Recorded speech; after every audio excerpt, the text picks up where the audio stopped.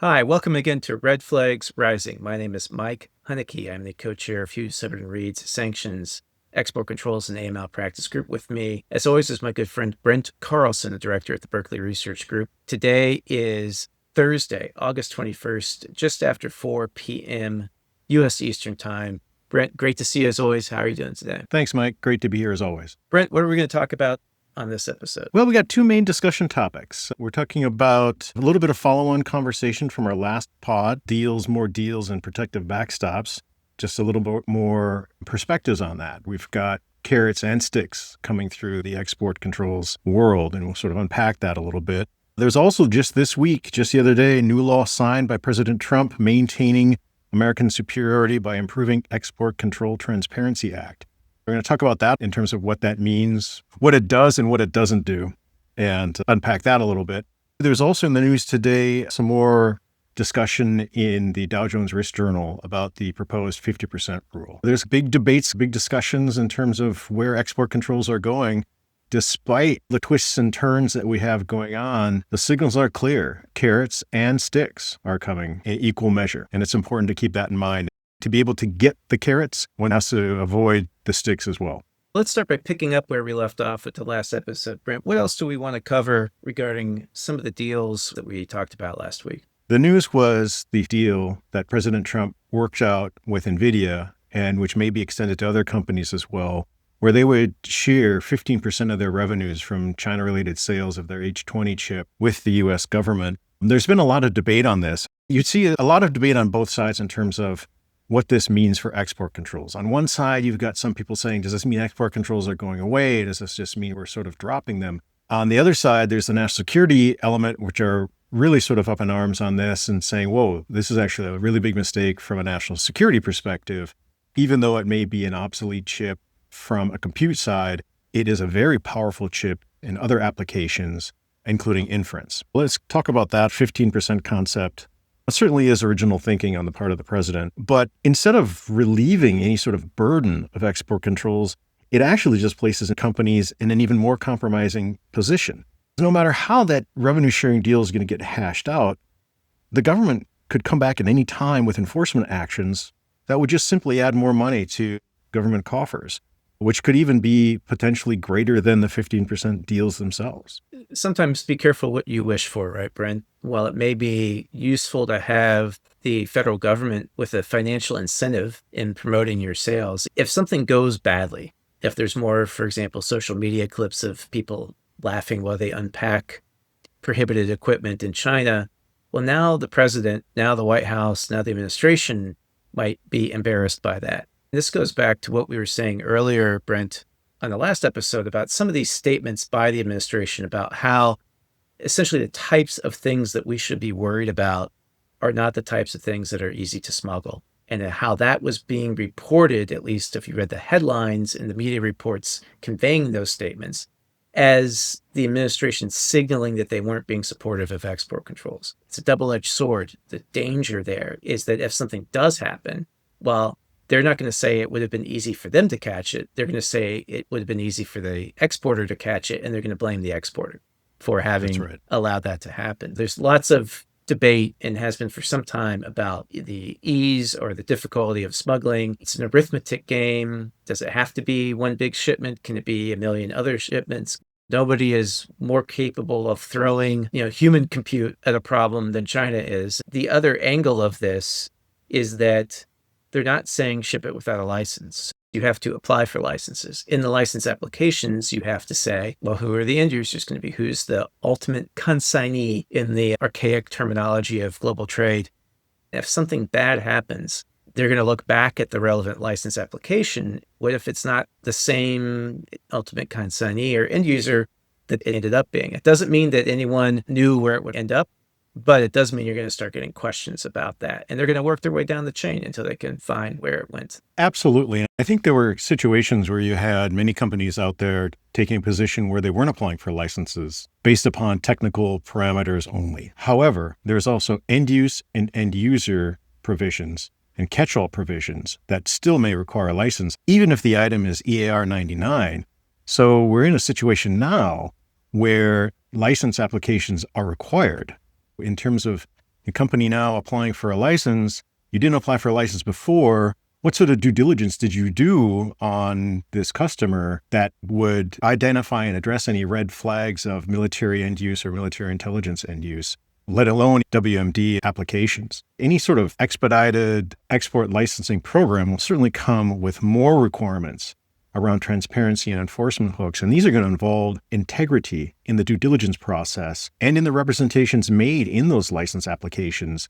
It's also going to be leveraging that full definition of knowledge under the EAR, which includes an awareness of a high probability to identify, address, and mitigate any red flags that we've talked about and wrote about a lot in our Fresh Look series and here in our Red Flags Rising podcasts. And how's this going to come about, right? Let's just think in a real world what's going to happen. I don't think anyone at any exporter would see, for example, Iran UAV program as the ship to entity and just ship it without going through at least a discussion about whether they need a license for that. So it's going to be things that aren't what they seem on paper, but then something's going to happen.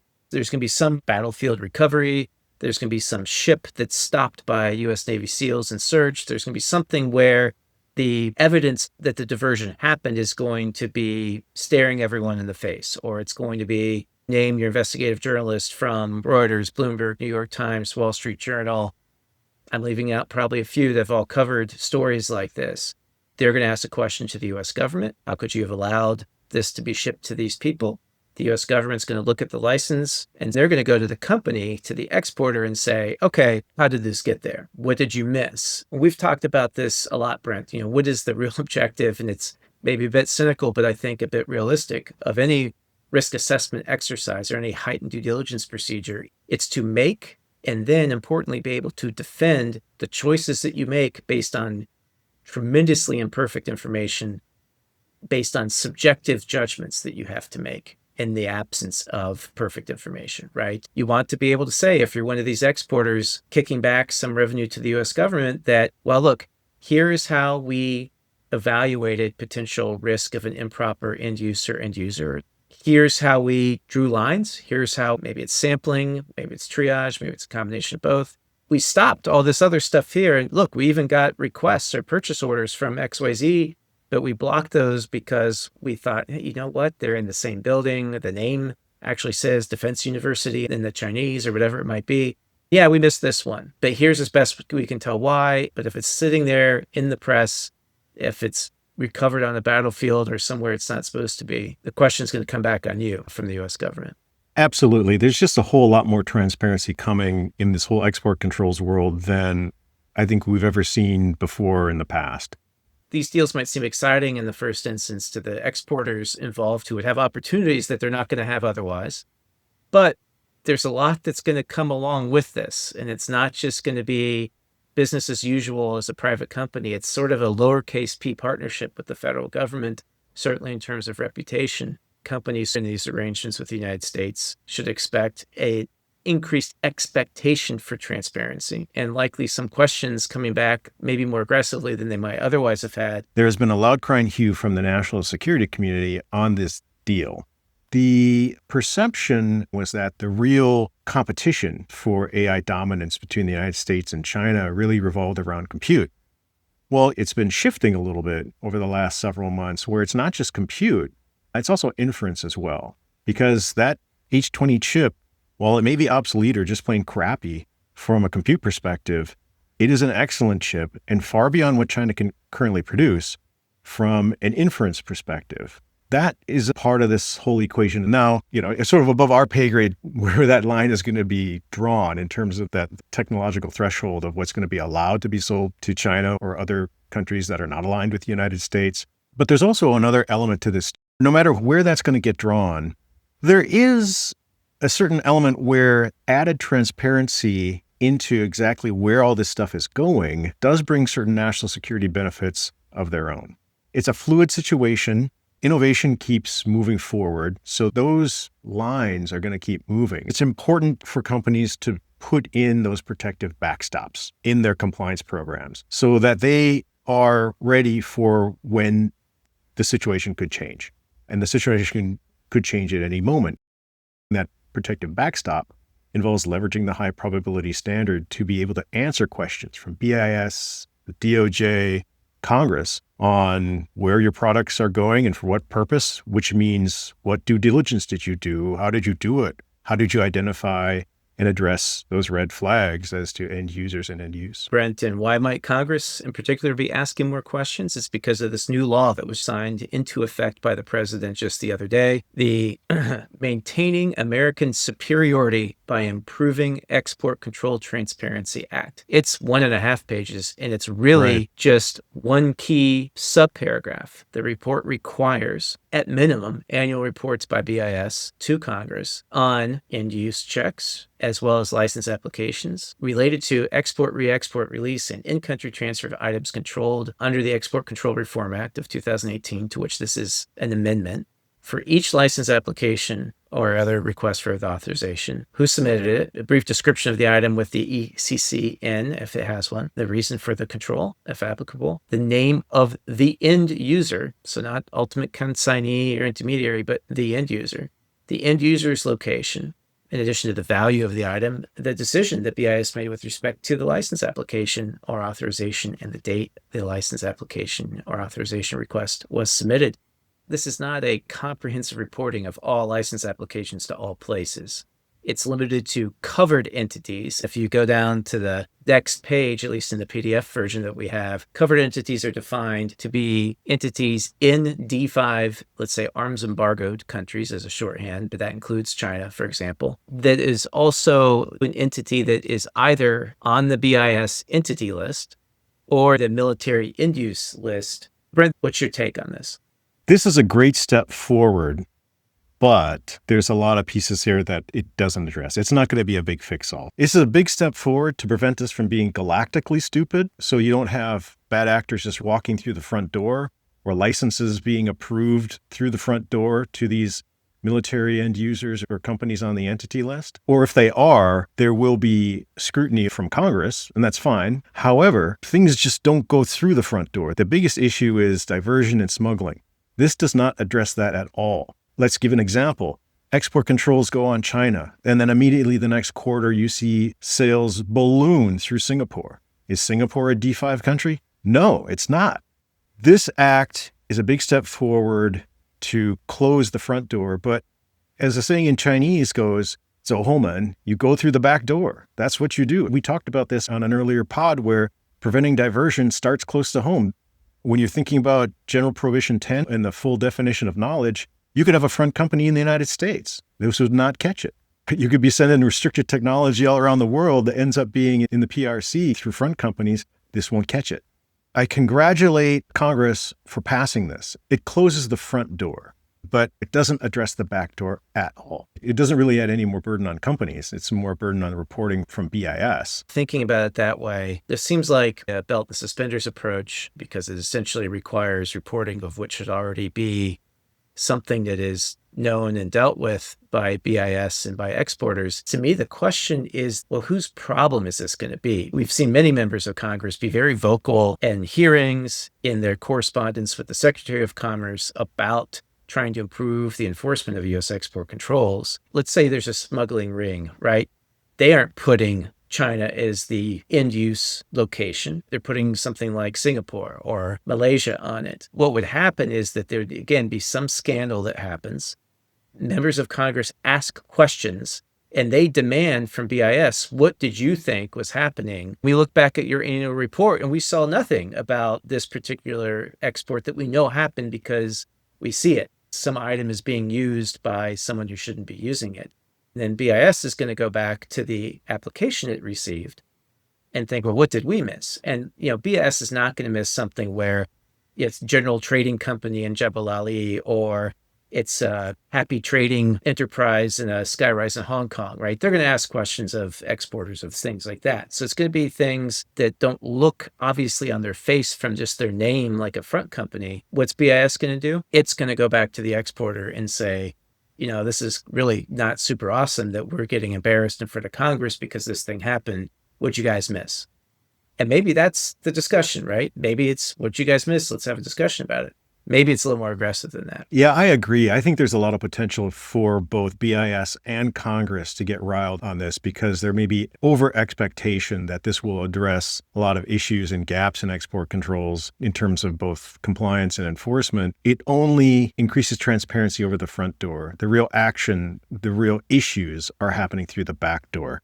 There's one way BIS could avoid having to share the license application with Congress. There's an exception for BIS that if sharing the information would potentially jeopardize an ongoing investigation, they can hold it back. That might incentivize them to bring more investigations more quickly if they start to smell out smuggling issues or see things, even just in media reports or blog posts or social media, that gives them concern. And we do know that administrative subpoenas have been on the rise.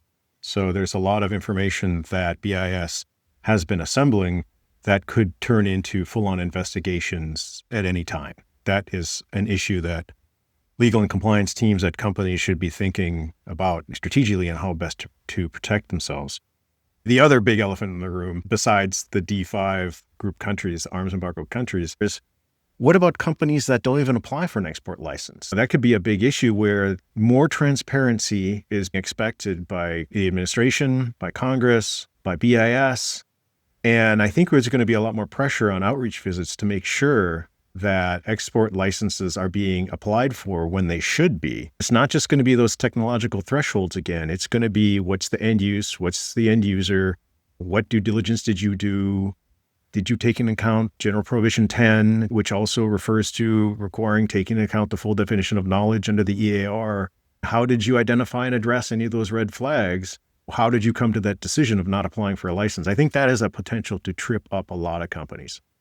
Well, if you think about what is likely to cause an issue that BIS and the exporters will want to try to avoid, it's not someone getting an item classification wrong once, right? The item classification is relatively objective. What can this thing do technologically? What are its capabilities? What people will get tripped up on is, oh gosh, did we have knowledge that this was going to a prohibited end use or end user? We saw in the recent $140 million enforcement action how tricky that could be, to be honest, because knowledge is not just what the trade compliance team is told. It's not just what's on the license application. It's not what's just in the purchase order or the commercial invoice. It's what does your company know, aggregating the collective knowledge of all of the employees involved. So that includes your sales team. That includes your logistics team. That includes your customer service team. That includes your warranty team, if that's different. So all of those things are likely to be an area where BIS might be a little more aggressive in its outreach visits, frankly, just from an educational perspective. These things can be managed, but only if you jump ahead of the game, lean into the curve, and start thinking proactively now about where do you think your awareness of a high probability is based on what you know about your business and your customers. That's where you get to shape the narrative and you get to draw those lines and then defend them. But if you don't proactively take steps to implement, Brent, what you and I have referred to as the high probability protocol, that's really a add-on to an existing export controls compliance program, someone else is going to be calling those shots for you, and you're not going to like the lines that they're drawing. That's the salt and stew. That high probability protocol is just going to cut through everything. That's where the real risk lies. That's where the measures taken to protect the company and its officers and directors and its legal and compliance personnel, that's where it's going to lie. That's where the rubber meets the road. This is a good segue to the proposed 50% rule that we saw in the Dow Jones Risk Journal article from earlier today. Brent, there's a lot of focus on this rule as suddenly creating a burden that didn't previously exist. I keep being a little curious about that, to be honest, and I don't want to say that that's wrong. I don't want to diminish the burden of having to investigate every affiliate that might be 50% owned or more of a listed entity. It's going to be a field day for the due diligence companies, right? To me, though, I think that's something that has already been knowable. And so I'm wondering, is this really a new burden on people anyway? You could see the government, maybe unfairly, maybe retroactively with the benefit of hindsight where something really bad happens, saying, well, even when an entity isn't on the entity list, if its parent entity is on the list, are you able to show us the due diligence that you did before determining that there was not a high probability of diversion to the listed entity? Because as the entity list exists today, it sits there along with and alongside the inchoate provisions of the EAR under Part 764.2. Conspiracy, aiding and abetting, causing, material misrepresentation, acting with knowledge of a violation. You could very easily see that if you're shipping an item to a 50% owned subsidiary of an entity on the entity list, that the government might ask you, how do you really think that that item is not going to the parent? I know that there's a lot of reference to the OFAC 50% rule as a model for this, and that it works there, it should work here. To me, there's a slightly different purpose behind export controls than the purpose behind economic sanctions. OFAC states over and over and over again that the purpose of a designation, of designating someone as a sanctioned person, as a specially designated national or SDN, is to change that person's behavior. Whether it's a corporate entity, whether it's a natural person, they are doing something we don't like. We want that person's behavior to change. And if because of the sanctions, they have to sell some shares in something, sell some companies, or life just is a little more difficult for them, that's the purpose of those sanctions, try to encourage them to change their own behavior. It's a focus on them. When you're talking about export controls, fundamentally, we don't want dangerous items to go to bad actors who will do bad things with them. It's maybe a bit unfair, but just throw it out there for discussion. Do we really think smugglers care about corporate forms?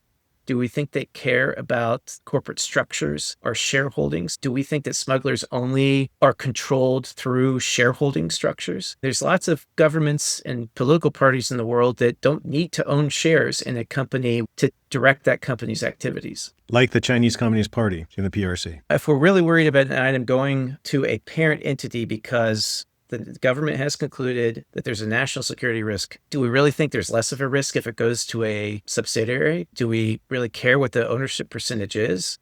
Do we think there's less of a risk if it goes to a 20% subsidiary in Malaysia as opposed to a 51% subsidiary on mainland China? What if we see that that 20% owned subsidiary used to be a 50% owned subsidiary, and then right around when public debate in the United States started to heat up around this potential change to the rule, that shareholding was changed? Or let's just say that entity was created within the last 3 or 4 months, to borrow, not this is a legal standard, but to borrow from Seth Meyers and Amy Poehler's great segment on Saturday Night Live's Weekend Update. Really?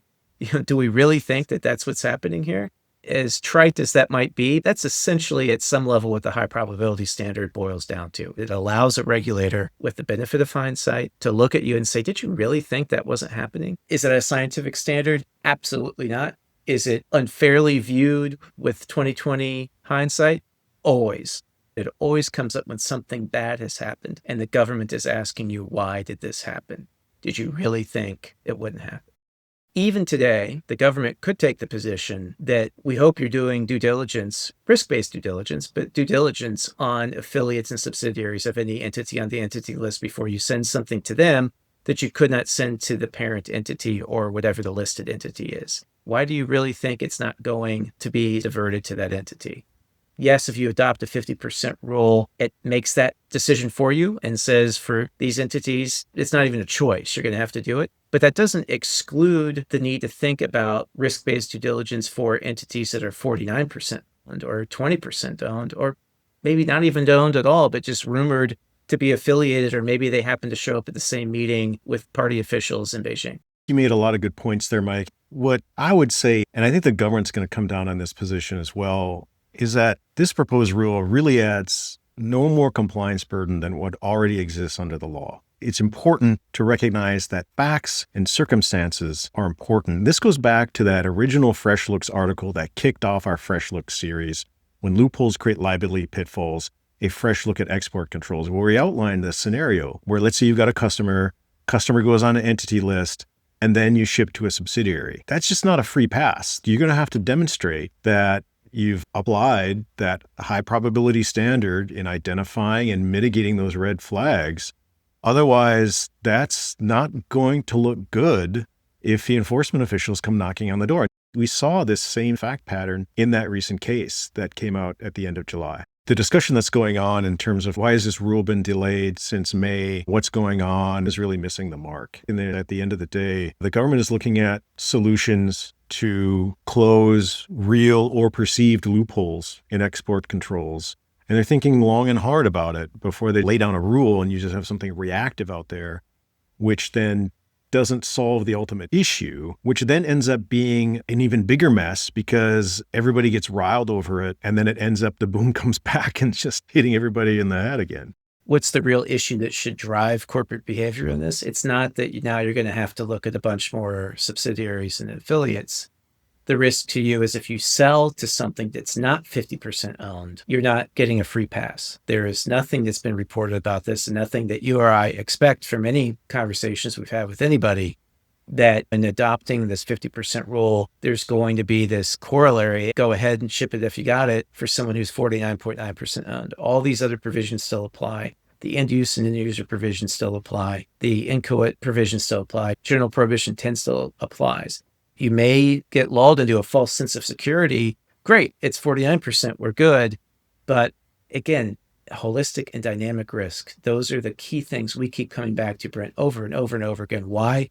Because that's your real bet the company enforcement risk. It's what idea was too good to be true that you jumped on, and the government's going to look at you like you're a crazy person 3 years later, 5 years later, when massive smuggling happened, just because you weren't looking at quite the right trends and you weren't looking at the right changes to your trade flows. That like 100,000% increase in sales at Kazakhstan just aren't going to be fun to have to explain later.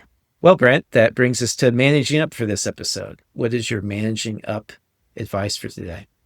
If you want to take advantage of the carrots, you're going to also have to protect yourself against the sticks. In the world where we operate today, more transparency and export controls from soup to nuts is coming and will increase over time. These are driven by larger trends in play. If you want to take advantage of those carrots as part of the United States' export policy, you're going to have to protect yourself against the sticks of export enforcement because they're going to come hand in hand.